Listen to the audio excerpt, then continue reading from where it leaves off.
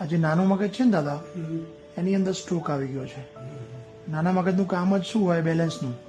એટલે તમારે બેલેન્સમાં તકલીફ પડે, ચાલવામાં તકલીફ પડે. થોડા પાછળ ઉભા રહો, બંને હાથ સીધા ઊંચા, આંખો બંધ, આંખ ખુલ્લી. ઓકે, હાથ આમ લઈ આવો, આંગળીથી નાકને ટચ કરો.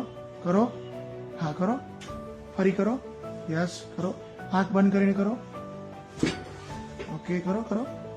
આ બાજુ તકલીફ વધારે પડે છે ને તમને? હા હા, બીજી બાજુ કરો, હાથથી. ઓકે, બેસી જાઓ. જો ડાયાબિટીસનો પાર્ટ, સુગરનો પાર્ટ કંટ્રોલ રાખવો પડે, અને જે લોહી પતલું કરવાની દવા છે રેગ્યુલર લેવી પડે. કસરત નિયમિત રાખવાની, ખોરાકમાં પરેજી રાખવાની. સમજી ગયા? આટલી વસ્તુનું ધ્યાન રાખો તો ફરી સ્ટ્રોક આવવાના ચાન્સીસ ઓછા થઈ જાય. સમજ્યા?